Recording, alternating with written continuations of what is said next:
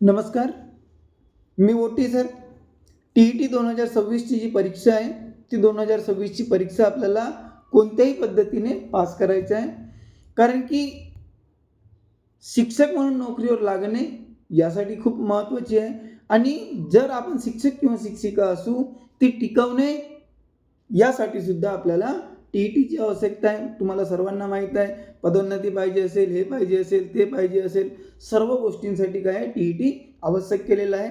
आणि ही TETची परीक्षा होऊ शकते की तुम्ही जे काही थंबनेल आहे, समोरचा फोटो आहे, ते बघितलं असेल की हे जे प्रश्न आहेत, असे जे प्रश्न TETमध्ये येतात. तुम्ही असं सुद्धा म्हणू शकता की गुरुजी तुम्ही पास केल्या का जी? हो जी, आम्ही पास केली आहे. तर आम्ही पासही केली आहे आणि आम्हाला असं वाटतं की आमचे जे काही बंधू भगिनी आहेत त्यांनी सुद्धा काय करावं, पास करावं. हा जो आहे बालमानसशास्त्र आणि अध्यापनशास्त्र, या बालमानसशास्त्र आणि अध्यापनशास्त्रामध्ये जे 30 प्रश्न येतात, मग तुमचा पेपर 1 असो की पेपर 2 असो, या 30 प्रश्न कशा प्रकारचे येतात, त्यांना सोडवायचे कसे, किंवा हे जे प्रश्न आहेत यांच्या सिक्वेन्स कशा प्रकारे असतो आणि 2026 जूनमध्ये होणाऱ्या परीक्षेसाठी कशा प्रकारचे प्रश्न येतील, या सर्वांची माहिती तुम्हाला एंड ऑफ द व्हिडिओ तुम्हाला मिळेल. तर आपण काय करूया, सुरुवात करूया.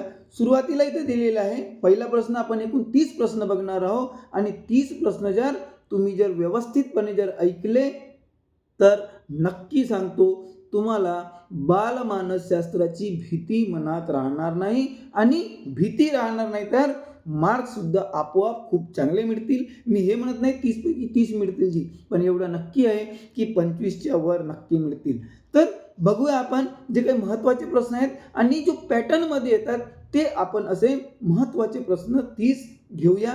तर पहिला प्रश्न म्हटलेला आहे नवजात अवस्था म्हणजे काय. आता इकडे लक्ष द्या, जिथं जिथं आवश्यक असेल तिथं आपण काय करूया, जे काही पर्याय दिलेले असतील त्या पर्यायाचं आपण विश्लेषण सुद्धा करूया. आणि जिथं आवश्यक नसेल तर तुम्ही स्वतः गुरुजी आहात. गुरुजी आहात म्हणजे फक्त शाळेवर जाता म्हणूनच गुरुजी आहात का? नाही, तुम्ही DED किंवा BED केले आहे म्हणजे तुम्ही काय आहात, गुरुजी आहात. चला ठीक आहे. तर नवजात अवस्था, आता आपण काय म्हणतो, बालकांच्या ज्या काही अवस्था आहेत त्या अवस्था आपण बघूया. तर नवजात अवस्था हा नेमक्या कोणत्या काळातली असते असं विचारलेलं आहे. तर आता इथं बघा, पहिला जो पर्याय दिलेला आहे 1 महिना ते 2 वर्षे. आता 1 महिना ते 2 वर्षे याला आपण काय म्हणतो, शैशवावस्था म्हणतो. आपल्याला काय विचारलं आहे, नवजात अवस्था म्हणजे 1 महिना ते 2 वर्ष, हा आपला उत्तर तर होणारच नाही. म्हणजे पहिला कट हा काय होईल जी, शैशवावस्था होईल. मग 30 दिवसांपर्यंत असते का? हो गुरुजी, 30 दिवसांपर्यंतची जी काही अवस्था असते 0 ते 30 म्हणजे जन्म झाल्यापासून 30 दिवसांपर्यंत आपण त्याला काय म्हणतो, नवजात अवस्था असे म्हणतो. ठीक आहे. मग आता गुरुजी 2 ते 6 वर्ष काय आहे जी, ही पूर्व बाल्यावस्था आहे. लक्ष द्यायचं, 2 ते 14 किंवा 12, जनरली 12 घेतात, 2 ते 12 ही बाल्यावस्था आहे. पण त्याच्यामध्ये 2 ते 6 ही पूर्व बाल्यावस्था, म्हणजे 2 ते 6 ही पूर्व बाल्यावस्था आणि 6 ते 12 ही काय होईल, बाल्यावस्था होईल. म्हणजे तुम्हाला आता इथं नवजात अवस्था विचारली आहे, होऊ शकते येणाऱ्या परीक्षेमध्ये तुम्हाला पूर्व बाल्यावस्था विचारू शकतो किंवा किंवा तुम्हाला शैशवावस्था विचारू शकतो किंवा बाल्यावस्था विचारू शकतो. ठीक आहे. त्यानंतर दुसरा प्रश्न घेऊया आपण. स्त्रियांच्या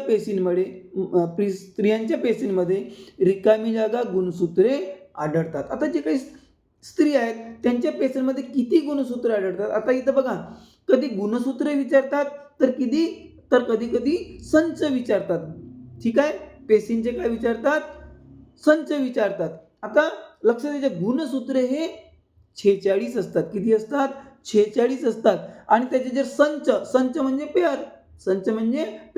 ते जे पेअर आहेत ते किती असतात, 23 असतात. तर आपल्याला इथं गुणसूत्रे विचारलेलं आहे म्हणून आपला बरोबर उत्तर काय होईल, 46 असं होईल. याच्यामध्ये गुरुजी तुक्का कसा लावायचा जी, याच्यामध्ये काही तुक्का नाही आहे. तुम्हाला खरं सांगतो ताई, मेहनतीला काही पर्याय नाही आहे. पण कधी कधी काही प्रश्न असे येतील समोर, मी तुम्हाला सांगणार आहे की ज्याच्यामध्ये आपण काहीच अभ्यास केला नाही जी, तरी पण काय करू शकतो, तुक्का लावू शकतो. असे तुक्का कुठे लावायचा तेही सांगायचं. काही प्रश्न पाठांतरच करावे लागतील. म्हणजे हा पाठांतरवाला प्रश्न आहे, तुम्ही पाठांतर करून घ्यायच्या. ठीक आहे. समजा तुम्हाला संच विचारला तर काय होईल, 23 संच. स्त्रियांच्या पेशंटमध्ये 23 संच गुणसूत्राचे संच असतात आणि फक्त गुणसूत्रे विचारलं तर काय होईल, 46 असं होईल. त्यानंतर तिसरा प्रश्न इथं विचारलेला आहे. काय प्रश्न विचारलेला आहे की अध्यापनाची खालील व्याख्या करता येईल. आता लक्षात द्यायची, इथं काय म्हटलेलं आहे, अध्यापकाची नाही आहे, पणाची आहे, अध्यापनाची. आता अध्यापनाची म्हणजे काय, टीचिंगची बरोबर व्याख्या काय केलेली आहे, तर इथं पहिला दिलेला आहे अध्ययनाची सुविधा. अध्ययनाची सुविधा कोणाला, मुलांना, विद्यार्थ्यांना उपलब्ध करून देणे म्हणजे अध्यापन. हा असं पहिल्यामध्ये सांगितलं आहे. ठीक आहे. दुसऱ्यामध्ये काय, शिक्षकांद्वारे ज्ञानाचे स्थानांतर व विद्यार्थ्यांद्वारे ज्ञानाचे संपादन किंवा ग्रहण करणे म्हणजे काय होय, अध्यापन होय असं म्हटलेलं आहे. पण आपण 21व्या शतकात आहोत. हा देणे आणि घेणे, गुरुजींनी सांगितलं चोरावर मोर होता आणि मोरावर चोर होता. विद्यार्थ्यांनी तसंच लिहिलं, चोरावर मोर होता आणि मोरावर चोर होता. चालत नाही. ठीक आहे. त्यानंतर फक्त पाठ्यपुस्तकांचे वाचन हा तर बिलकुलच नाही आहे जी. आता लक्षात द्या, मी तो जो तुम्हाला सांगितलं होता तुक्का कसा लावायचा, तर आपण इथे काय करतो, जे नाही आहेत ते आपण एलिमिनेट करून उत्तरांपर्यंत पोहोचू शकतो. कधी कधी तुम्हाला 2 ऑप्शन तुम्हाला व्यवस्थित वाटतील, मग काय करायचं, 2 पैकी अधिक चांगला कोणता आहे त्याला आपण टिक करू शकतो. पण ते प्रश्न सर्व नसतात. काही नालायक लोक सांगतात तुक्का कैसा लगाए, काही नाही लगाए भाई. चौथं दिलेलं आहे शिक्षकांद्वारे ज्ञानाचे स्थानांतर. फक्त ज्ञानाचे स्थानांतर, ज्ञानच फक्त आपल्या जीवनासाठी महत्त्वाचं नसते, तर अध्यापनाची बरोबर व्याख्या किंवा तांत्रिक व्याख्या किंवा आधुनिक व्याख्या काय होईल, अध्ययनाची सुविधा निर्माण करणे. म्हणजे आपण शिक्षकांना, तुम्ही शिकवत असाल किंवा शिकवत नसाल तर DED झालेलं आहे, पुन्हा सांगत नाही, तर जे अध्यापकाची भूमिका आहे ते काय, सुलभकाची भूमिका. आपण सुलभक आहोत, बरोबर आहे की नाही. तर अध्ययनाची सुविधा विद्यार्थ्यांना निर्माण करून देणे हेच काय आहे, अध्यापन आहे. म्हणजे पर्याय क्रमांक 1 तुमच्या काय होईल, बरोबर उत्तर होईल. त्यानंतर आपण पुढला प्रश्न बघूया.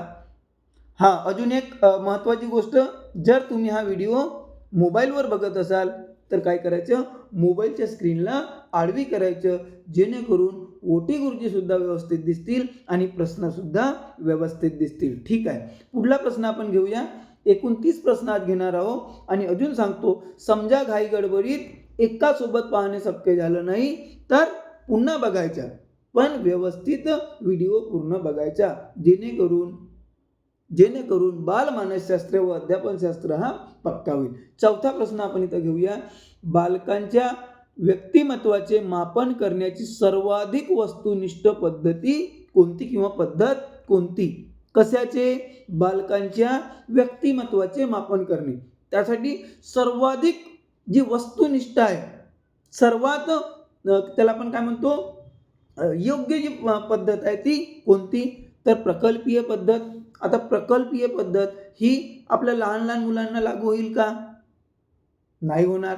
1ली 2रीमध्ये कुठला प्रकल्प देणार आहोत. मुलाखत लहान मुलांसाठी नाही आहे, प्रश्नावली लहान मुलांसाठी नाही. तर आताही बघा, इथं आपण काय करू शकतो, आपला डोका वापरू शकतो. मग राहायला पाहिजे समाजमिती पद्धत. तर याचं उत्तर काय होईल, समाजमिती पद्धतच होईल. पण आता प्रश्न हा आहे की समाजमिती म्हणजे काय, तर समाजमिती म्हणजे काय की जे काही आपल्या गटामध्ये सभासद आहेत त्यांच्या पारस्परिक आकर्षण आणि विकर्षणाचे मापन करून जेव्हा आपण त्यांच्या सामाजिक आंतरक्रियांच्या, समगाच्या आणि समुच्चयाच्या शोध लावण्याचा प्रयत्न करतो किंवा पद्धत वापरतो, त्या पद्धतीला आपण काय म्हणतो, समाजमिती असे म्हणतो. ठीक आहे. तर याचा बरोबर उत्तर काय होईल, समाजमिती, पर्याय क्रमांक 4. त्यानंतर शिक्षणाचा प्रमुख उद्देश रिकामी जागा हा असावा. शिक्षकाचा नाही, शिक्षणाचा प्रमुख उद्देश रिकामी जागा हा असावा. तर इथं पहिला पर्याय दिलेला आहे. काय दिलेला पहिला पर्याय, की विद्यार्थ्यांमध्ये व्यावसायिक कौशल्याचा विकास करणे. ठीक आहे जी, चांगला तर वाटतं जी. त्यानंतर विद्यार्थ्यांमध्ये सामाजिक जनजागृतीचा विकास करणे. ठीक आहे जी, तोही बरोबर वाटते. विद्यार्थ्यांना परीक्षेसाठी तयार करणे. नाही, हे तर होऊच शकत नाही भाऊ. ठीक आहे, फक्त परीक्षेसाठी तयार करतो हा शिक्षणाचा उद्देश आहे का? हा तर होऊच शकत नाही. हा सर्व कालबाह्य झालेला आहे. बिता जमाना. चला ठीक आहे. त्यानंतर चौथा पर्याय दिलेला आहे, विद्यार्थ्यांना व्यावहारिक जीवनासाठी सक्षम बनवणे. आता लक्ष द्यायचं, जर हा व्यावहारिक जीवनासाठी सक्षम झाला, दररोजच्या दैनंदिन जीवनासाठी तो जर सक्षम झाला, तर त्याच्या व्यावसायिक कौशल्याचा विकास होईल आणि त्याची सामाजिक जनजागृती सुद्धा घडून येईल. म्हणजे हा जो पर्याय क्रमांक 4 आहे, या पर्याय क्रमांक 4 मध्ये पहिला आणि दुसरा काय आहे, अंतर्भूत आहे. म्हणजे शिक्षणाचा प्रमुख उद्देश काय होईल, की विद्यार्थ्यांना व्यावहारिक जीवनासाठी सक्षम करणे किंवा बनवणे. तर पर्याय क्रमांक 4 हा याचा उत्तर असेल. तुम्हाला जर वाटत असेल की गुरुजी थोडासा जास्त वेळ घेताजी कमी वेळ घ्या, तर आपण काय करूया, तुम्ही कमेंट्स करायच्या. बरोबर आहे की नाही? कमेंट्स करायच्या. मग आपण पुढला जो व्हिडिओ आहे तो शॉर्टमध्ये घेऊया. समजा तुम्हाला वाटत असेल की गुरुजी अजून थोडासा विस्तार करायचा जी, तर आपण पुढल्या व्हिडिओमध्ये काय करूया, अजून थोडासा डिटेलमध्ये सर्व पर्यायांविषयी बोलूया. पण आजच्या घडीला मला वाटते की एवढं जर सांगितलं तर तुम्हाला समजून जाईल. कारण की आपण अनाडी लोक नाही आहोत, अनपढ लोक नाही आहोत. आपल्याला फक्त टेक्निकची गरज असते. कशा प्रकारचे प्रश्न येतात आणि कशी उत्तरे द्यावी याची फक्त आपल्याला काय पाहिजे, हिंट पाहिजे. आणि ते हिंट कोण देतील? ओटी गुरुजी. ठीक आहे.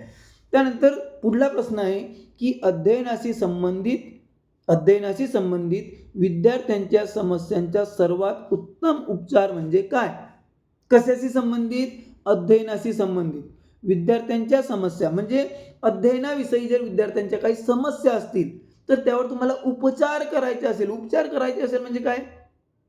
त्याचे निराकरण करायचे असेल, तोडगा काढायचा असेल, तर या 4 पैकी काय?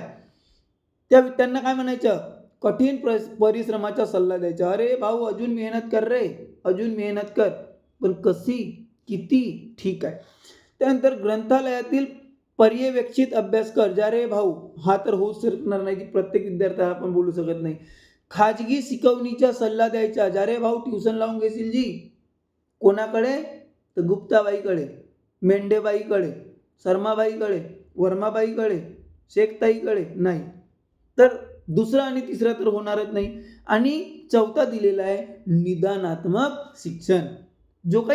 जे काही समस्या आहेत त्यांचे निदान करून तसे शिक्षण देणे, याला आपण सर्वात अगोदर काय करूया, आपण त्याला प्राधान्य देऊया. म्हणजे सर्वात उत्तम जो उपचार येईल काय होईल, की ज्या विद्यार्थ्यांना अध्ययनाशी संबंधित समस्या आहेत त्यांचे निदानात्मक शिक्षण आपण देऊया. कुठं समस्या आहेत, काय समस्या आहेत, कशा प्रकारच्या समस्या आहेत, त्या अनुषंगाने आपण काय देऊया, त्यांना शिक्षण देऊया. म्हणजे निदानात्मक शिक्षण हा त्याच्या बरोबर उत्तर होईल. त्यानंतर पुढला प्रश्न आपण बघूया. पुढला प्रश्न इथं दिलेला आहे की विद्यार्थ्यांमध्ये श्रमस्फूर्तीचा विकास करण्यासाठी एक शिक्षक म्हणून काय कराल? 4 पर्याय दिलेले आहेत किंवा 4 तुम्हाला काय दिलेले आहेत, त्याला आपण काय म्हणू, कंडिशन्स दिलेले आहेत. पहिला, शिक्षक आपल्या श्रमाची प्रवृत्ती दाखवतील. भाऊ बघ, मी किती काय करतो, श्रम करतो, तुम्ही बी असे करा असे सांगतील. शिक्षक श्रमाच्या महत्त्वावर भाषण देतील. भाषण से राशन नहीं मिलता, भाषण विसन गेला. ठीक आहे. म्हणजे हा दुसरा तर बिलकुल नाही होणार जी. याला काय करायचं, तलवार मारून कट करायचं, तलवार मारून सीधा. त्यानंतर वेळोवेळी विद्यार्थ्यांना श्रम करण्याची संधी प्रदान करेल. विद्यार्थ्यांना काय करायचं, श्रम करण्याची संधी उपलब्ध करून द्यायच्या. शिक्षकाच्या कामच आहे उपलब्ध करून देणे. हा बरोबर वाटते जी. त्यानंतर विद्यार्थ्यांना श्रम करणाऱ्या लोकांची उदाहरणे देईल. नाही, फक्त उदाहरणांनी काम चालणार नाही. तर आता इथं लक्ष द्यायचं, शिक्षक आपल्या श्रमाची प्रवृत्ती दाखवतील, पण शिक्षक किती प्रकारचे श्रम करतील हा सुद्धा काय होईल, एक शिक्षक केंद्रित होईल. तर मग त्याच्या जे काही बरोबर उत्तर काय होईल, की जेव्हा जेव्हा जेव्हा संधी निर्माण होईल तेव्हा तेव्हा वेळोवेळी विद्यार्थ्यांना श्रम करण्याची संधी शिक्षक काय करून देतील, प्रदान करून देतील. पर्याय क्रमांक 3 याच्या बरोबर उत्तर होईल. त्यानंतर आपण पुढला प्रश्न बघूया. पुढला प्रश्न काय म्हणत आहे जी, की गरजू बालकांना, कोणत्या बालकांना म्हटलंय लक्ष द्यायचं, प्रश्न चांगल्याने वाचायचे. गरजू बालक आहे, ठीक आहे, गरजू बालकांना विशिष्ट स्वरूपाचे शिक्षण देण्याची सोय केली पाहिजे. आता गरजू बालकांना कोणत्या विशिष्ट प्रकारचे, तर इतर सामान्य विद्यार्थ्यांसोबतच त्यांना सुद्धा काय दिले पाहिजे, शिक्षणाची सोय तयार करून द्यायला पाहिजे. चला ठीक आहे. विशिष्ट शाळांमध्ये विशिष्ट बालकांच्या शिक्षण पद्धतीद्वारे. आता विशिष्ट शाळांमध्ये आणि विशिष्ट बालक म्हणजेच काय, याचं इंडिकेटर कोणाकडे आहे, ज्याला आपण दिव्यांग विद्यार्थी म्हणतो. अरे भाऊ, तो दिव्यांग नाही आहे, गरजू आहे. गरजू म्हणजे हा दुसरा होणारच नाही. विशिष्ट विद्यालयात, आता तो जेव्हा दिव्यांगच नाही आहे तर विशिष्ट विद्यालयही होणार नाही. आणि विशिष्ट विद्यालय विशिष्टवाला खेळ खत्तम आहे भाऊ. म्हणजे याच्या पर्याय गरजू बालक आहे, तर त्यांना जे काही सामान्य विद्यार्थी आहेत त्यांच्यासोबतच काय करायचं, शिक्षण देण्याची सोय करावी. त्यानंतर पुढला प्रश्न आहे, 9वा प्रश्न आहे. आता इथं आपण ओटी गुरुजीला थोडंसं काय करूया, छोटी करूया. हां प्रश्न दिसायला पाहिजे ना जी, ठीक आहे. आता इथं प्रश्न दिसतो, चला ठीक आहे. जे विद्यार्थी वर्गात प्रश्न विचारतात त्यांना काय करायचं, बरोबर आहे की नाही. जे विद्यार्थी वर्गात प्रश्न विचारतात त्यांना काय करायचं, 4 पर्याय दिलेले आहेत. वर्ग संपल्यानंतर शिक्षकांना भेटण्याचा सल्ला द्यावा, की भाऊ तुझे जे काही प्रश्न आहेत वर्ग झाल्यावर ये आणि मला भेट, किंवा त्या शिक्षकांना भेट, ठीक आहे. वर्गातील चर्चेत सहभागी होण्यास प्रोत्साहित करावे. आता वर्गातील जी काही चर्चा आहे ती वर्गातील चर्चा संपूर्ण वर्गाच्या विद्यार्थ्यांची आहे आणि त्याच्यामध्ये याचे स्वतःचे प्रश्न आहेत, तर हा तेवढं व्यवस्थित वाटत नाही, ठीक आहे. सातत्याने प्रश्न विचारण्यास प्रोत्साहित करावे. भाऊ अजून प्रश्न विचारणे, पण त्याच्या ज्या समस्या आहेत तो सातत्याने विचार असे वर्गात म्हणणे योग्य होणार नाही. आणि स्वतंत्रपणे उत्तरे शोधण्यास प्रोत्साहित करावे. अरे त्याला प्रश्न आहे तर तो स्वतंत्रपणे कसे उत्तर शोधेल, तर याच्या जो महत्त्वाचे जे उत्तर राहील काही, की वर्ग संपल्यानंतर शिक्षकांना त्यांना मुलांना भेटण्याचा सल्ला द्यावा. त्यानंतर असंघटित घरातून आलेले बालक. आता असंघटित म्हणजे काय, जे वेगवेगळे राहतात, हम दो हमारा एक, हम दो हमारे दोन, ठीक आहे. असंघटित घरातून आलेले बालक या समस्येचा अनुभव घेतात. कोणता, सुनिर्मिती प्रकरण. आता भाऊ ते असंघटित आहे, सुनिर्मिती तर होणारच नाही. त्यानंतर स्वतंत्रपणे अध्ययन, क्योंकि एकटे राहतात, होऊ शकते. नियोजित निर्देश, आता ते असंघटित आहेत तर त्यांचे जे निर्देश आहेत ते नियोजित होऊ शकत नाही. आणि स्वाध्याय पुस्तिका, या समस्येचा अनुभव हेही होणार नाही. म्हणजे स्वतंत्र अध्यापन हा त्याच्या काय होईल, बरोबर उत्तर होईल. याच्यामध्ये आपण एक ऑप्शन काय करत जायचं, एलिमिनेट करत जायचं. हा तर होऊ शकत नाही, हा तर होऊ शकत नाही, याच्यामध्ये तुमच्या जमते, ज्याला तुम्ही काय म्हणता, तुक्का. ठीक आहे. त्यानंतर 5 वर्षाचा राजू, एक 5 वर्षाचा मुलगा आहे ज्याचे नाव राजू आहे. खिडकीतून वादळ पाहतो, विजा चमकतात आणि त्या विजांचा कडकडाट आवाज येतो. राजू हा आवाज ऐकून उड्या मारतो. वा वा वा वा वा, मजा येते त्याला. पुन्हा ही घटना घडत असते. पुन्हा अजून विजा कडाडतात आणि तो पुन्हा काय करतो, राजू उड्या मारतो. त्यानंतर थोड्या वेळात थोड्या शांत वातावरणानंतर वीज पुन्हा कडाडते. काही वेळ थोडा शांत वातावरण होतं, त्यानंतर पुन्हा वीज कडाडते. राजू पुन्हा आवाज ऐकून आनंदाने उड्या मारू लागला. राजूचे उड्या मारणे हे शिक्षणाच्या कोणत्या सिद्धांताचे उदाहरण आहे? हा थोडासा आहे जोर लावण्यावाला प्रश्न.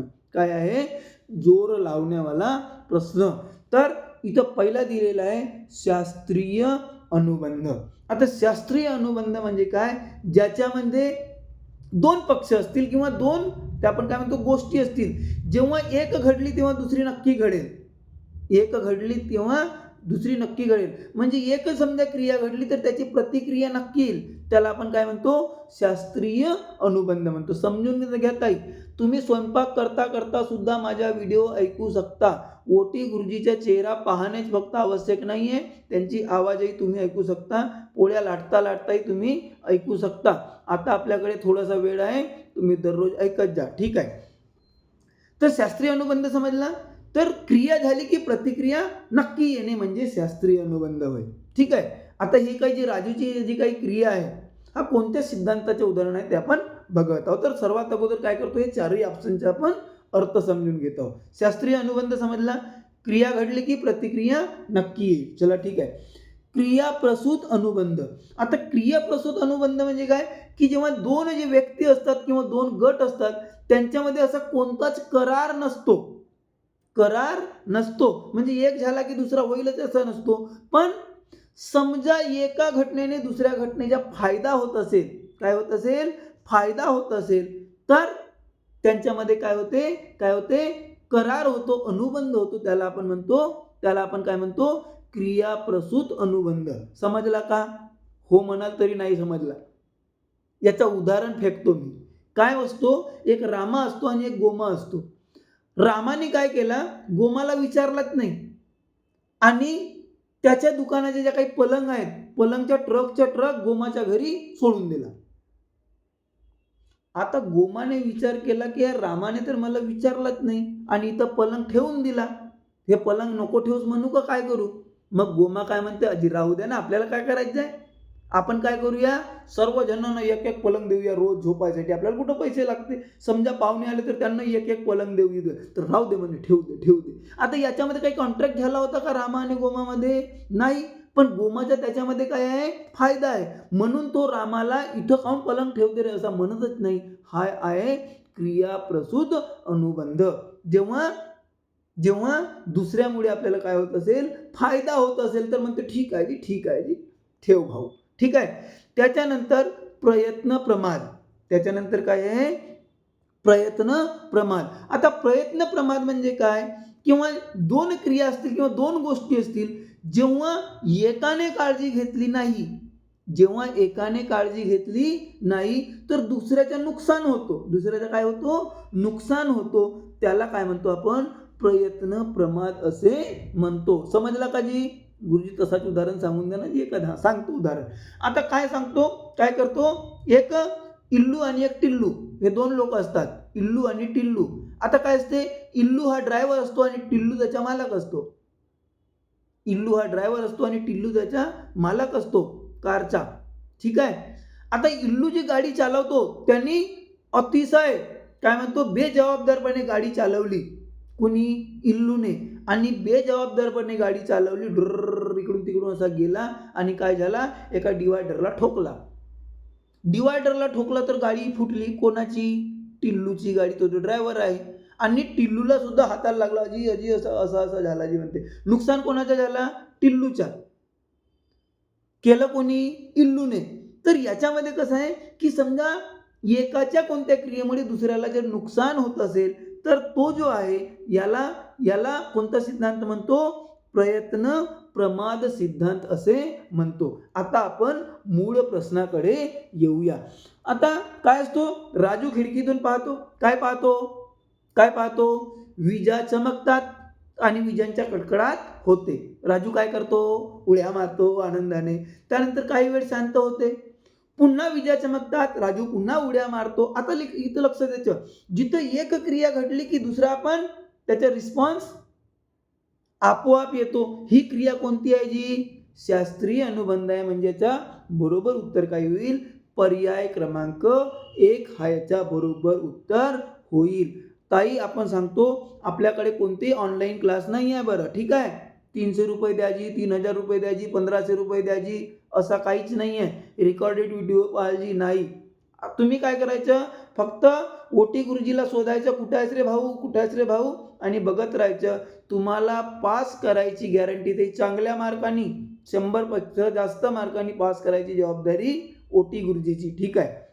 त्यानंतर दुसरा प्रश्न आपण बघूया. पुढला प्रश्न आहे की खालीलपैकी कोणता व्यवहार भावनात्मक अडथळे दर्शवित नाही. भावनात्मक इमोशनल अडथळे दर्शवित नाही. इकडे लक्ष द्यायचं जी, प्रश्न नक्की वाचायचा. कधी कधी भावनात्मक अडथळे दर्शवतात असं होईल, आणि इथं काय दिलेलं आहे, भावनात्मक अडथळे दर्शवित नाही. बाल गुन्हेगारी, अरे त्याच्या भावनाच तसे आहेत, म्हणजे अडथळे दर्शवतो तो आपला नाहीये, दर्शवत नाही तो आहे. दुर्बलांना धाक दाखवणे, लहान मुलांना हे चुप चुप असा म्हणणे, तोही काय करतो, दाखवतो. उन्हाळक्या किंवा कामचुकारपणा करते, तोही काय करतो, भावनात्मक अडथळे दाखवतो. पण शालीन असेल, अरे वा वा वा वा, काय शालीन मुलगा आहे जी, याच्यामध्ये भावनात्मक अडथळे दाखवत नाही. आणि जिथं दाखवत नाही तोच आपला उत्तर आहे, कारण की इथं काय म्हटलेलं आहे की खालीलपैकी कोणता व्यवहार भावनात्मक अडथळे दर्शवित नाही किंवा दाखवित नाही. पुढला आपण प्रश्न बघूया. पुढला प्रश्न काय दिलेला आहे की परीक्षेच्या ताण कमी करून यशस्वी होण्यासाठी काय आवश्यक आहे. अल्पकालीन परीक्षेकडे वाटचाल. अल्पकालीन परीक्षा म्हणजे काय, काही पिरियडमध्ये काय करत जाणे, परीक्षा घेत जाणे. जे गुरुजी लोक असतील त्यांना माहीत आहे. आपण काय करतो जी, दररोज एक टॉपिक झाला की वर्गातच आपण काय करतो, परीक्षा घेतो. त्याच्यानंतर काय करतो, एक चाचणी परीक्षा घेतो. त्याच्यानंतर काय करतो, प्रथम सत्र घेतो. बरोबर आहे की नाही. तर ही झाल्या अल्पकालीन परीक्षा. त्याच्याने काय होते, लहान लहान टॉपिकच्या त्याचं रिव्हिजन होते, आणि त्याच्या जो परीक्षेचा जो ताण आहे, जसं तुमच्यावर असेल, ठीक आहे, तो काय करता येतो, कमी करता येतो. म्हणजे पहिला तर बरोबर वाटते. त्यानंतर शालेय स्तरावरील विविध अवस्थांच्या परीक्षांचे आयोजन करणे. आता परीक्षांसाठी शालेय स्तर विविध अवस्थांच्या, आता विविध अवस्थांच्या परीक्षा म्हणजे कोणत्या अवस्था हे स्पष्ट होत नाही, म्हणून दुसरं होणार नाही. त्यानंतर वार्षिक व अर्धवार्षिक परीक्षा. अरे भाऊ, वार्षिक आणि अर्धवार्षिक मध्ये काय होईल जी, वार्षिक मध्ये पूर्ण सिलेबस येईल आणि अर्धवार्षिक मध्ये अर्धा येईल, ताण पडेल ना जी. चला ठीक आहे. म्हणून तर त्यांच्या मदत आपण काय घेतो, अल्पकालीन परीक्षा घेतो. युनिट टेस्ट घेतो आपण, घटक चाचणी घेतो, ठीक आहे. त्यानंतर विविध प्रवेश परीक्षांसाठी विविध एजन्सीची स्थापना करणे. मग तुम्ही काय कराल, बरोबर आहे की नाही. म्हणजे याच्या बरोबर उत्तर काय येईल, पर्याय क्रमांक 1 कोणता, अल्पकालीन परीक्षेकडे वाटचाल की वाटचाल. चला ठीक आहे, सॉरी शक्तिमान. त्यानंतर पुढला प्रश्न आपण बघूया. बाह्य अभिप्रेरणेत रिकामी जागा समाविष्ट होईल. आता बाह्य अभिप्रेरणा म्हणजे काय, हा महत्वाचा आहे ना जी. बाह्य अभिप्रेरणा म्हणजे काय. आता मला सांगा की बाह्य अभिप्रेरणा ज्याला आपण काय म्हणतो एक्स्ट्रिन्सिक मोटिवेशन. काय म्हणतो आपण, एक्स्ट्रिन्सिक मोटिवेशन. याच्यामध्ये काय होतं, जेव्हा आपण एखादं काम बक्षीस मिळेल म्हणून, शाबासकी मिळेल म्हणून, मला चांगले गुण मिळतील म्हणून, बरोबर आहे की नाही, माझ्या कौतुक होईल म्हणून, मला पैसे मिळतील म्हणून करतो, त्यांना आपण काय म्हणतो, बाह्य अभिप्रेरणा म्हणतो. तर बाह्य अभिप्रेरणामध्ये काय काय समाविष्ट होईल असा इथं प्रश्न विचारलेला आहे. स्तुती आणि दोषारोपण हे बाह्य अभिप्रेरणा झाला. मी असं जर करीन तर माझ्या काय होईल, स्तुती होईल. असं समजा केलं तर माझ्यावर दोष येऊन जाईल, हे काय झाली, बाह्य अभिप्रेरणा. तर हा काय होईल, समाविष्ट होईल, ठीक आहे. प्रतिद्वंद्वता आपण पाहतो ना, अरे असं समजा केलं ना, तो नालायक आहे, तो असे म्हणजे रागच करते, तो काय म्हणेल, 4 लोकांना सांगेल. प्रतिद्वंद्वता हा सुद्धा काय आहे, बाह्य अभिप्रेरणा आहे. त्यानंतर पुरस्कार देणे किंवा दंड देणे. चांगला काम केलं तर पुरस्कार, चांगला नाही केला तर दंड, हा सुद्धा काय आहे, बाह्य अभिप्रेरणाचा आहे. आणि त्याच्यानंतर परिणामाचे ज्ञान. परिणाम काय होतील, समजा मी पिंट्याला एका गालावर मारला तर परिणाम काय होईल, पिंट्याचा मोठा भाऊ भदा मारेल, पिंट्याची आई खूप ओरडेल, पिंट्याचा बापू तर दारू पिऊन माझ्या घरी येऊन जाईल, काहून मारलास बे, बरोबर आहे की नाही. तर ह्या सुद्धा काय होईल, बाह्य अभिप्रेरणा होईल. म्हणजे याचं बरोबर उत्तर काय येईल जे, सर्वच होईल. सर्वच कुठं लिहिलेलं आहे, वरील सर्व पर्याय क्रमांक 4 याच्या काय होईल, बरोबर उत्तर होईल. त्यानंतर आपण पुढला प्रश्न बघूया. पुढला प्रश्न काय म्हणतो, व्यक्तित्व आणि बुद्धिमत्ता ही अनुवांशिकतेची कशी भूमिका आहे. व्यक्तित्व आणि बुद्धिमत्ता. तर व्यक्तित्व आणि बुद्धिमत्ता याचा म्हणजे व्यक्तित्व आणि बुद्धिमत्तेच्या अनुवांशिकतेची काय संबंध आहे, किती महत्त्वपूर्ण भूमिका आहे. तर पहिला दिलेला आहे नाममात्र आहे जी म्हणते, दुसरा आहे म्हणते अनुवांशिकतेचा हक महत्वाचा आहे जी म्हणते, तिसरा आहे म्हणते अपूर्वानुमानात्मक आहे, त्याच्या पूर्वानुमान आपण लावू शकत नाही असा म्हणतो, आणि चौथा म्हणतो आकर्षक भूमिका आहे जी म्हणते. आता अनुवांशिकतेची आकर्षक तर होऊच शकत नाही, हा तर कटला. त्यानंतर अपूर्वानुमानात्मक भूमिका हे सुद्धा नाही, महत्वाची आहे की नाममात्र आहे. तर तुम्हाला सांगतो ताई की अनुवांशिकतेच्या आणि बुद्धिमत्व आणि व्यक्तिमत्वाच्या जो भूमिका आहे ती थोडीशीच आहे, जी थोडीशीच आहे म्हणजे काय आहे, नाममात्र आहे. त्यानंतर खालीलपैकी रिकामी जागा हे शिक्षणाच्या मुख्य उद्दिष्टांपैकी एक आहे. शिक्षणाचे मुख्य उद्दिष्ट जे दिलेले आहेत तीन दिलेले आहेत ना, नोकरी, शिक्षण घेतल्यावर काय मिळेल, नोकरी मिळेल जी, काय मिळेल, नोकरी मिळेल जी. ठीक आहे, हा आहे का उद्देश, हा आहे का सर्व नोकरीसाठीच करतात का, नाही, सर्वच शिक्षण नोकरीसाठी घेत नाही. बरोबर आहे की नाही जी, तुम्ही घेत असाल तर जाऊ द्या. बरोबर आहे की नाही. अरे आपला उद्देश काय आहे आत्ता, नोकरी, चला ठीक आहे, पण शिक्षण मात्र आपण फक्त नोकरीसाठी देत नाही, म्हणून पहिला नाही. त्यानंतर समाज परिवर्तन, हा बरोबर वाटते, शिक्षण कशासाठी आवश्यक आहे, समाज परिवर्तनासाठी. त्यानंतर शिक्षकाचा उदरनिर्वाह, अरे भाऊ तू शाळेतच नाही गेलास तर गुरुजीची नोकरी जाईल ना जी, मास्तरीनबाई एक्सेस होतील ना. असं आहे का, तोही नाही आहे. मग तोही नाही आहे म्हणजे वरील सर्व तर होऊच शकत नाही, काय होईल जी, समाज परिवर्तन होईल. ठीक आहे, जिथं कमी वेळ लागतो तिथं कमीच वेळ घेईन ताई, चला ठीक आहे. त्यानंतर छडी लागे छमछम विद्या येई घमघम, तुमचा आमचा जमाना, बरोबर आहे की नाही, छडी लागे छमछम विद्या येई घमघम.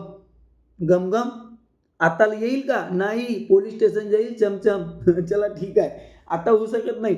हे सध्याच्या शिक्षण पद्धतीत लागू होईल का, तर काय म्हणते, सर्वोत्कृष्ट आहे, नाही जी भाऊ, जेलमध्ये जावायचा नाही. सर्वात वाईट आहे, सर्वात वाईट आहे, बरोबर आहे, ठीक आहे, सर्वात वाईट आहे, ठीक आहे. वेळ पाहून वापरण्याचे तंत्र आहे, वेळ पाहून, कोणीच नसत का रे आजूबाजूला मार एक गालावर, असा होईल का, नाही, म्हणजे वेळ पाहून वापरण्याचे तंत्र नाही. घरी खूप गुस्सा आला देतो 2-4, नाही.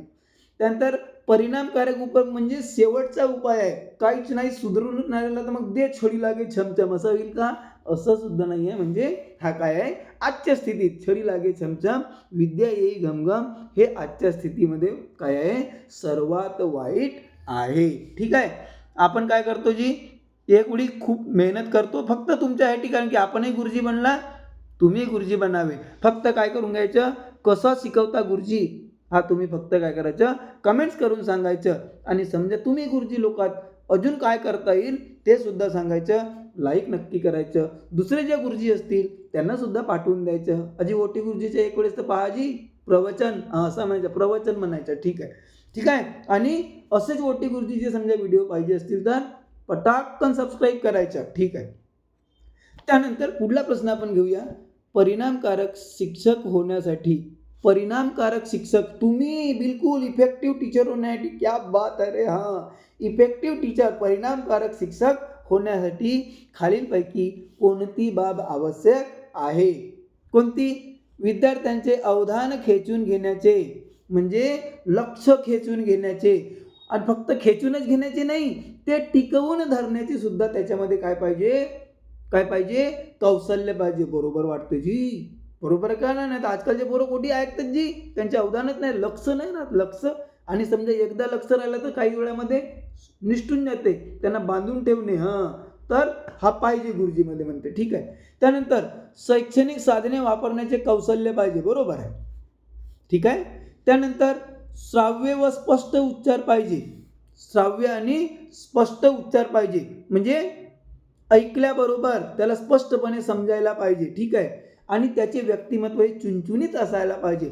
अरे बाबा, हे जेव्हा 3 तुमच्याकडे गोष्टी केव्हा असतील, जेव्हा तुम्ही काय कराल, विद्यार्थ्यांचा अवधान खेचून ठेवाल, त्यांचं लक्ष खेचून ठेवण्यासाठी तुम्हाला काय करावं लागेल, शैक्षणिक साधनांचा वापरही करावा लागेल, स्पष्ट उच्चारही करावा लागेल, आणि हे सर्व तुमच्या व्यक्तिमत्वामध्ये सुद्धा असणे आवश्यक आहे. म्हणजे सर्वात महत्त्वाचे काय होईल, पर्याय क्रमांक 1 की परिणामकारक शिक्षक होण्यासाठी आम्हाला विद्यार्थ्यांचे अवधान म्हणजे लक्ष खेचून घेण्याचे आणि ते लक्ष टिकवून ठेवण्याचे किंवा टिकवून धरण्याचे कौशल्य असायला पाहिजे. ठीक आहे. त्यानंतर पुढला आपण प्रश्न बघूया.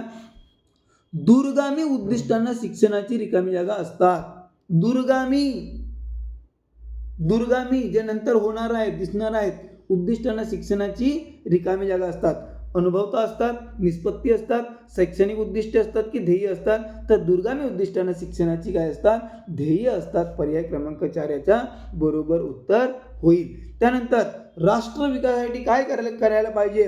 नॅशनल डेव्हलपमेंटसाठी काय करायला पाहिजे? राष्ट्र विकासासाठी कशासाठी जी? राष्ट्र विकासासाठी काय करायला पाहिजे? भविष्य काळात शिक्षणातील गुंतवणूक वाढवावी. म्हणजे सरकारने शिक्षणावर जास्त गुंतवणूक करावी. पण शिक्षणावर जास्त गुंतवणूक होते का? तो काय म्हणते? समजा आम्ही मुलांना शिक्षक दिला तर आमच्या तिथं काय फायदा होते? त्याच्यातून काही उत्पन्न भेटते का? अरे नाही बाबा. काय होईल? प्रत्येक क्षेत्रात डेव्हलपमेंट करायला आपल्याला काय करावं लागेल? शिक्षणावर खर्च करावा लागेल. जास्तीत जास्त शिक्षक तुम्हाला अपॉइंटमेंट करावं लागेल. आता जास्त शिक्षक अपॉइंटमेंट म्हणजे जास्त सॅलरी आली, चांगल्या बिल्डिंगा द्याव्या लागतील, चांगले भौतिक सुविधा द्यावी लागतील. तर हा बरोबर वाटते.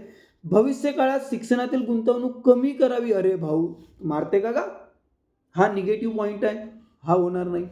शिक्षणावरील खर्च निर्धारित करावा. नाही जी आम्ही एवढाच खर्च करून याच्यापेक्षा जास्त होणार. अरे तसं नाही आहे.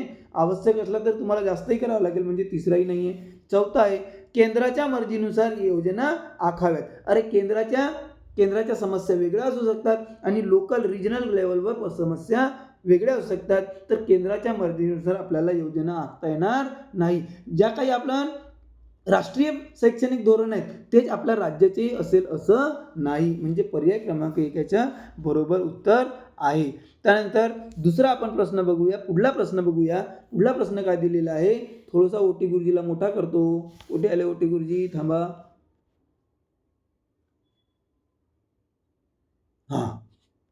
ठीक आहे. काय आहे? अध्यापकाने हे करू नये. अध्यापकाने म्हणजे आम्ही किंवा तुम्ही काय करू नये? शिकवण्यासाठी जादा वर्ग घेऊ नये. अरे भाऊ काय गोष्ट करते का?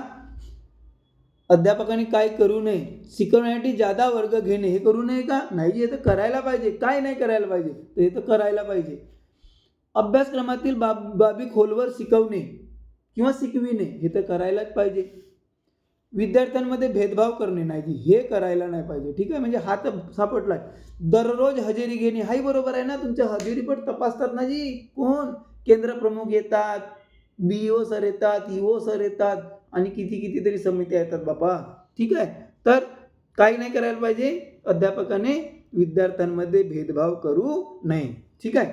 त्यानंतर पूर्व प्राथमिक शिक्षणाचा कालावधी साधारणपणे रिकामी जागा असतो. पूर्व प्राथमिक शिक्षण, प्राथमिकच्याही अगोदरचा, तर त्याचा जो वय विचारलेला आहे तो किती असतो? आता पूर्व प्राथमिक म्हणजे पहिल्यापासून सुरू होते. आता NEPचे 16 डायरेक्ट 5 वर्ग. तर पूर्व प्राथमिक 2.5 ते 6 वर्ष म्हणजे याचा पर्याय क्रमांक 1 काय होईल? बरोबर उत्तर होईल. त्यानंतर रिकामी जागा हे शिक्षणाचे राष्ट्रीय उद्दिष्ट आहे. शिक्षणाचे राष्ट्रीय उद्दिष्ट काय? अनुत्पादन क्षमता. अरे भाऊ प्रोडक्टिव्हिटी नसला तर कसा होईल जी? अनुत्पादन नाही होईल तर काय होईल? मग उत्पादनच होईल. ठीक आहे. स्वयंपूर्णता कुठेच येऊ शकत नाही आणि यापैकी नाही होणारच नाही. म्हणजे उत्पादन क्षमता याचा बरोबर उत्तर असेल. पुढला प्रश्न आपण घेऊया. पुढला प्रश्न काय म्हणतो जी? काय म्हणतो? हे शालेय घटक अध्यापन प्रक्रियेवर सकारात्मक परिणाम करतात असं इथं विचारलेलं आहे. सकारात्मक म्हणजे चांगले परिणाम, म्हणजे तुम्हाला पॉझिटिव्ह पॉईंट्स बघत. शिक्षकाचे व्यक्तिमत्व हे अध्यापन प्रक्रियेवर सकारात्मक परिणाम करतात. आपले जसे व्यक्तिमत्व तसाच आपला अध्यापनावर काय होईल? त्याचा चांगला किंवा वाईट परिणाम होईल आपल्या व्यक्तिमत्वाचा. ठीक आहे. बरोबर आहे. शिक्षकाचे विषयातील सखोल ज्ञान नसतील तर आपलं अध्यापन चांगलं होईल. तोही बरोबर आहे. अध्यापनाचे नियोजन अध्यापनाचं नियोजन, आपण अध्यापनाचे नियोजन करतो ना, दैनंदिन नियोजन करतो, त्यानंतर मासिक नियोजन करतो, आठवड्याचं नियोजन करतो, वार्षिक नियोजन करतो, ते सुद्धा आवश्यक आहे. शिक्षकातील मतभेद हा नाही आहे. विद्यार्थी शिक्षकातील दरी तर निर्माणच नाही व्हायला पाहिजे, तर पडतील ना जी कोण, विद्यार्थ्याचंही नुकसान आहे, शिक्षकाचंही नुकसान. म्हणजे काय असायला पाहिजे, पहिला दुसरा तिसरा कुठं लिहिला आहे जी, पर्याय क्रमांक 2. ठीक आहे. त्यानंतर आपण पुढला प्रश्न बघूया. पुढला प्रश्न काय म्हटलेला आहे जी, पुढला प्रश्न येते का, एवढाच येते, चला जाऊ द्या. शिक्षकाची निवड कोणत्या निकषावर करावी. आता तुम्हाला शिक्षक म्हणून निवड करायची आहे, तर कोणता निकष लावायला पाहिजे, ओळख आणि वसिला. अजी हा माझा आत्ते भाऊ, याला शिक्षक बनवून घ्यायची, ते माझ्या मामाची पोरगी होईची, हिला मास्तरीनबाई बनवा. आणि वसिला, अजी 1,00,000 रुपये घ्याल का, मला बनवून द्या ना जी, डोनेशन. नाही, हा बरोबर नाही. पहिला खेळ खतम. शिक्षकाची गुणवत्ता तपासायला पाहिजे, बिलकुल बरोबर आहे. त्याच्यावर शिक्षकाची काय असायला पाहिजे, निवड असायला पाहिजे. त्याच्या अध्यापनाचा काही अनुभव आहे का, हे सुद्धा बघायला पाहिजे. आता जो शिक्षक बनतो त्याला अध्यापनाची आवड आहे की नाही, हे सुद्धा पाहणे आवश्यक आहे. आणि त्यानंतर त्याची आर्थिक कुवत आहे का, जेणेकरून तो काय देईल, 30 लाख 40 लाख 20 लाख रुपये देईल, हा सुद्धा बरोबर नाही. म्हणजे बरोबर काय आहे जी, दुसरा तिसरा चौथा कुठे लिहिला आहे जी, हा ताई सांगा, दुसरा तिसरा चौथा कुठे लिहिला आहे, अजी गुरुजी पर्याय क्रमांक 4 मध्ये लिहिलेलं आहे. त्यानंतर अरे ओटी गुरुजी बरोबर नाही दिसून राहिले का, थोडंसं लहान करतो. त्यानंतर पुढला प्रश्न, काही थोडेसे प्रश्न आहेत, ठीक आहे, पण एवढा तर करावंच लागते. ठीक आहे. आधुनिक शिक्षणशास्त्राचा जनक, याच्यामध्ये काही आता बाता फाता नाही करायचं, याला पाठच करायचं. आधुनिक शिक्षणशास्त्राचा जनक कोणाला म्हटले जाते, पाठ करून टाका ताई. हबार्ट. कोणाला म्हटले जाते, हबार्ट याला आधुनिक शिक्षणशास्त्राचे जनक म्हटलं जाते. हबार्ट हे आधुनिक शिक्षणशास्त्राचे जनक आहेत, असा पाठ करून टाका. ओटी गुरुजीचे नाव घ्या आणि पाठ करत जा. हबार्ट हे आधुनिक शिक्षणशास्त्राचे जनक आहे. हबार्ट हा आधुनिक शिक्षणशास्त्राचे जनक आहे. आधुनिक शिक्षणशास्त्राचे जनक हबार्ट आहे, असं म्हणत जायचं. ठीक आहे जी. त्यानंतर पुढला प्रश्न बघूया. एका पालकाने तुमची तक्रार मुख्याध्यापकाकडे केली आहे. पालकाने तुमची तक्रार मुख्याध्यापकाकडे केली, तर तुम्ही काय कराल, त्या विद्यार्थ्याचा प्रतिशोध कोणत्याही मार्गाने घेणार. अच्छा दाखवतो तुले मी कोण होतो, असा म्हणाल का, नाही, हा बरोबर नाही वाटत. केवळ कायदेशीर मार्गाने विद्यार्थ्याचा प्रतिशोध घ्याल. आता कायदेशीर मार्गाने म्हणजे काय, त्याच्यावर केस कराल तुम्ही, नाही, हाही बरोबर नाही आहे. पालकांना भेटून तक्रार वापस घेण्यात सांगाल. पालकांकडे जाल, अजी भाऊ तुम्ही तक्रार वापस घ्या, असे म्हणाल का, अरे तक्रार कोणती आहे माहीतच नाहीये, मग काय, तक्रारीचे स्वरूप पाहून पालकाची भेट घ्याल. हा बरोबर वाटत आहे. तक्रार तर बघा कोणती आहे. समजा तुमच्या हेडमास्टरने म्हणला, काय म्हणला, अजी पालक आले होते, तुमची तक्रार केली. कोणती तक्रार आहे, आमच्या घरच्या बंड्याना रोज असा गुरुजी मला येते म्हणून हात वरत करते, बरं गुरुजी याला विचारतच नाही जी, अशी तक्रार केली. तर त्या पालकाच्या घरी जाल का तुम्ही, नाही. दुसऱ्या दिवशीपासून आम्ही काय करूया, बंड्याला 1-2 विचारून घेऊया, हा बंड्या सांग रे, बरोबर आहे की नाही. पालकाच्या घरी जायची गरज नाही, आपल्याला तिथेच करू शकतो. पण समजा पालकाने म्हणला की गुरुजी हा जो माझा मुलगा आहे ना, तो म्हणते की गुरुजी मला शाळेमध्ये काही ना काहीच म्हणतात, तर मग तुम्ही त्याला जाऊन भेटू शकता की असं कसं आहे, मी तर असं करत नाही, वगैरे वगैरे वगैरे. म्हणजे पर्याय क्रमांक 4 त्याच्या काय होईल, उत्तर होईल. त्यानंतर लहान बालकासाठी अध्ययनासाठी उपयुक्त पद्धत कोणती. लहान बालक आहे की सांगा, वाचणे व शिकणे. लहान बालक आहे, वाचणे व शिकणे. लहान आहे, वाचणे नाही. शिकणे तर बरोबर आहे, शिकणे सर्वांमध्येच आहे, पहा शिकणे कॉमन आहे. लिहिणे लहान बालक आहे, कंटाळा येते. खेळणे व शिकणे 1 नंबर. आता पुढला बघायचंच नाही, खेळणे व शिकणे. ऐकणे तोही त्याला तेवढी मजा येणार नाही, जेवढी मजा कशात येईल, खेळणे व शिकणे. त्यानंतर पुढल्या फक्त 2 प्रश्न राहिलेले आहेत, आपण बघून घेऊया. काय करूया, बघून घेऊया.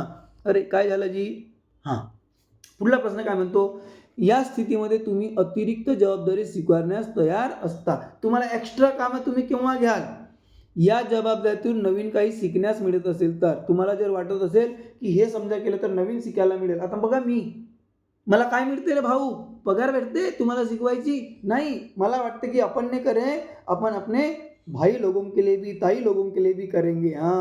बरोबर आहे की नाही. ज्याच्यामध्ये मला पण शिकण्याची काय मिळेल, संधी मिळेल. नवीन गोष्टी तुम्हाला शिकवतो तर आम्ही शिकू शकतो, कारण की आम्ही पण काय आहे, एक विद्यार्थीचे आहे. चला ठीक आहे, विद्यार्थी म्हणजे शिक्षक असलो तरी विद्यार्थी आहे. त्यानंतर मुख्याध्यापक किंवा प्राचार्याने ही जबाबदारी सोपवली तेव्हाच करूया, नाही हा तर बरोबर नाही. या जबाबदारीमुळे आर्थिक लाभ होत असताना पैसे जर भेटत असतील तरच शिकवू रे, हाही बरोबर नाही. ही जबाबदारी टाळताच येत नाही जी, म्हणून आता मी करतो जी, हाही बरोबर नाही आहे. म्हणजे पहिला उत्तर काय आहे, बरोबर आहे. तुम्हाला सांगतो, जेवढ्या काही पॉझिटिव्ह गोष्टी असतात ते चांगल्या असतात, बस ठीक आहे. त्यानंतर विद्यार्थ्यांच्या उत्तरपत्रिकाचे मूल्यमापन करीत असताना तुम्ही विद्यार्थ्यांची उत्तरपत्रिका तपासता, त्याचे मूल्यमापन करता, तर काय करायला पाहिजे? अनुत्तीर्ण विद्यार्थ्यांचे गुण वाढवून त्यांना उत्तीर्ण करण्याचा प्रयत्न करा. नाही ना भाऊ, असा केव्हापर्यंत करायची? बोर्डाच्या परीक्षेपर्यंत ना. आणि समजा दुसऱ्यानेच परीक्षा घेतली तर हा बरोबर नाही आहे. सढळ हाताने गुंडाल द्या, माझ्या बापाच्या काय जाते, धर रे बेटा, नाही हाही बरोबर नाही आहे. मग काय, काळजीपूर्वक सर्व उत्तरे वाचून गुंडार कराल, बरोबर आहे. त्यांनी काय लिहिलं आहे तुम्ही काळजीपूर्वक वाचाल, आणि तुम्हाला जर वाटतं की पूर्ण बरोबर आहे तर पूर्ण मार्क द्याल, थोडंसंच बरोबर आहे थोडेसेच मार्क द्याल, बरोबर आहे की नाही? हां ठीक आहे. तर तिसरा बरोबर वाटतं, चौथाही बघून घेऊया. निकाल लवकर लागण्यासाठी गतीने उत्तरपत्रिका तपासणीसाठी तुम्ही प्राधान्य द्याल. लवकर निकाल लागायची, पटपट चेक करायला, तर वाचला नाही तरी चालते, बस राईट करा, किंवा रॉंग करून काहीच देऊन द्या, असं होत नाही. तुम्हाला जर व्यवस्थित वाटलं असेल तर नक्कीच कमेंट्समध्ये मला सांगा. आणि जर तुम्ही नवीन असाल तर आमच्या चॅनलला सबस्क्राईब करा, कारण की आता दररोज तुम्हाला हे नवीन व्हिडिओ परीक्षेच्या दिवसापर्यंत येत राहतील. मी इथंच थांबतो. जय हिंद, जय भारत.